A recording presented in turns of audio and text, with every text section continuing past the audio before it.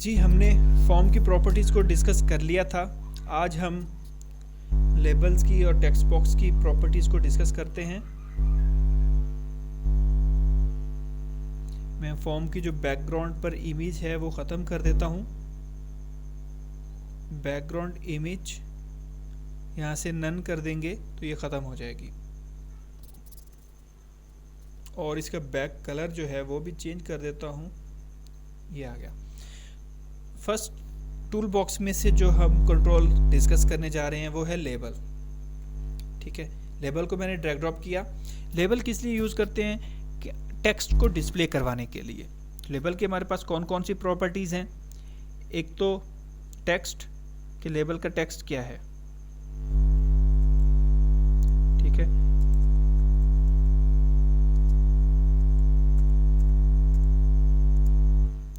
उसके बाद उसका फ़ॉन्ट, कि हमने इसका फ़ॉन्ट क्या रखना है।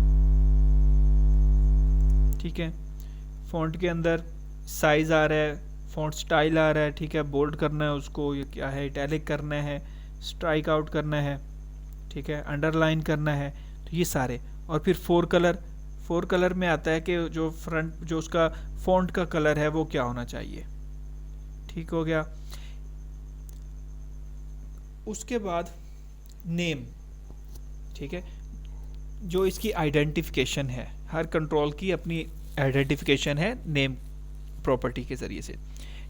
तो लेबल्स में हमें, अगर इसको कोड में हमने कहीं यूज़ करना है तो हम इसको रीनेम कर लेंगे, LBL1 या LBL2, जो भी इसका नेम हम रखना चाहें।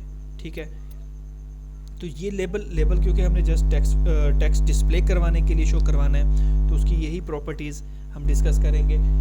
टेक्स्ट प्रॉपर्टी और उसका फ़ॉन्ट हो गया और उसका नेम। उसके बाद हमारे पास नेक्स्ट प्रॉपर्टी है टेक्स्ट बॉक्स, जो नेक्स्ट कंट्रोल है वो है टेक्स्ट बॉक्स।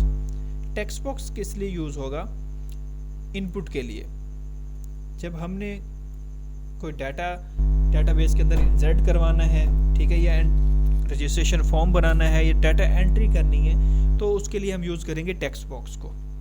ठीक है, तो टेक्स्ट बॉक्स की भी उसी तरह कुछ प्रॉपर्टीज़ हैं। टेक्स्ट की प्रॉपर्टी भी है कि हम अगर इसके टेक्स्ट प्रॉपर्टी में देखें, अभी ये एम्प्टी आ रहा है, अगर कुछ लिख देंगे तो जब इसको रन करेंगे तो ये इसके अंदर लिखा हुआ ही आएगा। सपोज हम कुछ डिफ़ॉल्ट वैल्यूज़ सेट करना चाहते हैं, जैसे कि कोई फॉर्म ऐसा है जिसमें हम सपोज डिस्काउंट 0 लिख देते हैं, जो क्वांटिटी 1 दे देते हैं, तो वो हम यहाँ से फिक्स कर सकते हैं। टेक्स्ट प्रॉपर्टी हो गई। फिर इसकी भी वही नेम प्रॉपर्टी है। नेम में क्या लिखा हो? Text box 1।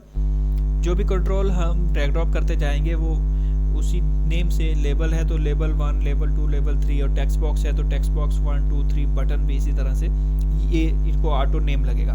बट हम क्या करते हैं कि टेक्स्ट बॉक्सेस को तो हम लाजमी तौर पर रीनेम करते हैं, क्योंकि अगर हमारे फॉर्म पर मल्टीपल टेक्स्ट बॉक्सेस हैं तो हम उनको आइडेंटिफाई नहीं कर पाएंगे कि कौन सा टेक्स्ट बॉक्स किस चीज़ के लिए यूज़ हो रहा है। ठीक है, तो इसको हम रीनेम कर देते हैं TXT यूज़र नेम। इसकी आइडेंटिटी अब क्या है? TXT user name. इसका भी उसी तरह फोर कलर, कि जो इसके अंदर टेक्स्ट लिखा हुआ आए वो किस कलर का हो। ठीक है, फ़ॉन्ट का भी है कि जो टेक्स्ट हो उसका फ़ॉन्ट क्या होना चाहिए। अभी ये फॉर्म का ही सिलेक्टेड है। ठीक है, तो मैं 12 कर देता हूँ। फ़ॉन्ट स्टाइल भी इसमें आ जाएगा।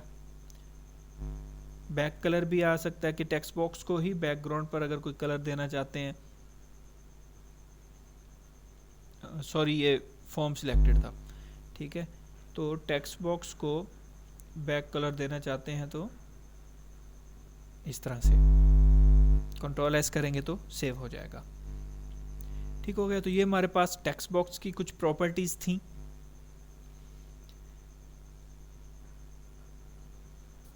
इसकी एक प्रॉपर्टी और भी है, वो भी हम डिस्कस करते हैं। इसको हम लॉगिन फॉर्म ही डिज़ाइन कर लेते हैं। लॉगिन फॉर्म के हिसाब से ही जो लेबल है इसका मैं टेक्स्ट कर देता हूँ यूज़र नेम, और फ़ॉन्ट में जाके इसकी कुछ प्रॉपर्टीज़ जो हमने सेट की हैं वो ख़त्म कर देता हूँ।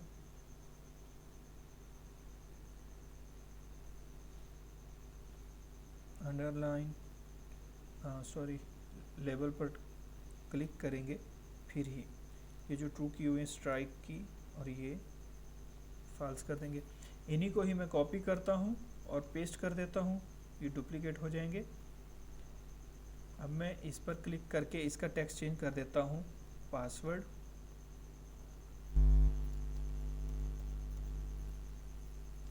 ठीक है। अब टेक्स्ट बॉक्स की एक और प्रॉपर्टी है, पासवर्ड 4 के नाम से यहाँ पर शो हो रही है। ठीक है, ये क्या है कि आपके इसके अंदर जो भी करैक्टर यहाँ पर लिखेंगे तो उस टेक्स्ट बॉक्स में वही शो होगा जो हम लिखते जाएंगे। अगर मैं यहाँ पर स्टैटिक डाल देता हूँ, सेव करता हूँ, अब मैं इसको रन करता हूँ। अब यूज़र नेम में मैं जो भी लिख रहा हूँ वो शो हो रहा है। टैब प्रेस करके मैं नेक्स्ट टेक्स्ट बॉक्स में इसमें जो भी लिख रहा हूँ वो स्टैटिक में शो होगा। ठीक है, स्टॉप करते हैं। ठीक है, तो ये एक टेक्स्ट बॉक्स की ये प्रॉपर्टी हो गई, पासवर्ड 4। फिर यहाँ पर इसी के साथ ही एक प्रॉपर्टी शो हो रही है, मल्टी लाइन। अब मल्टी लाइन का क्या है, अगर हम मल्टी लाइन ट्रू कर देंगे तो हमारा टेक्स्ट बॉक्स जो है वो इस तरह से हम उसको रिसाइज कर सकते हैं और इसके अंदर मल्टीपल लाइंस आएंगी कि एक लाइन में लिखा, एंटर प्रेस करेंगे तो सेकेंड लाइन में आ जाएगा। ठीक है, मैं कंट्रोल जी कर देता हूँ। ठीक है, तो मल्टी लाइन की ये प्रॉपर्टी होती है। ठीक है, इसके अलावा यहाँ पर एक और प्रॉपर्टी आ रही है, एनेबल्ड। एनेबल्ड का क्या मतलब है, अभी ये एनेबल्ड ट्रू है। अगर मैं इसको फॉल्स कर देता हूँ, रन करते हैं। अब टेक्स्ट बॉक्स 1 के अंदर तो मैं लिख सकता हूँ, पर टेक्स्ट बॉक्स 2 के ऊपर देखें, कर्सर लेके जाता हूँ तो क्लिक भी नहीं होगा। ठीक है, लिखना तो बात की बात है, लिख सकते हैं या नहीं, बट हम इसको यूज़ ही नहीं कर सकते, ये डिसेबल हो चुका है। इसी तरह एनेबल्ड को हम ट्रू कर देते हैं। अब इसके अगेंस्ट एक और प्रॉपर्टी है, वो है रीड ओनली। ये फॉल्स है। अगर मैं इसको ट्रू कर देता हूँ, सेव करें, अब क्या होगा, इसकी वैल्यू को तो हम यूज़ कर सकेंगे। ठीक है, कर्सर भी लेके आ रहे हैं, लेकिन इसके अंदर हम लिख नहीं सकेंगे। ठीक है, ये अब डिसेबल नहीं है, ये वर्क करेगा, बट इसको हम एडिट नहीं कर सकते, इसके अंदर जो भी वैल्यू आएगी। तो रीड ओनली की प्रॉपर्टी कब हम यूज़ करते हैं, जब हम उसके अंदर कोई डिफ़ॉल्ट वैल्यू शो करवाना चाहते हैं। सपोज हम क्या करते हैं, एक टेक्स्ट बॉक्स में क्वांटिटी एंटर करते हैं, एक टेक्स्ट बॉक्स में हम प्राइस एंटर करते हैं, और टोटल जो है फार्मूले के ज़रिए से हम तीसरे टेक्स्ट बॉक्स के अंदर कैलकुलेट करवा के शो करवा देते हैं। तो टोटल वाले टेक्स्ट बॉक्स को हम क्या कर देते हैं, रीड ओनली।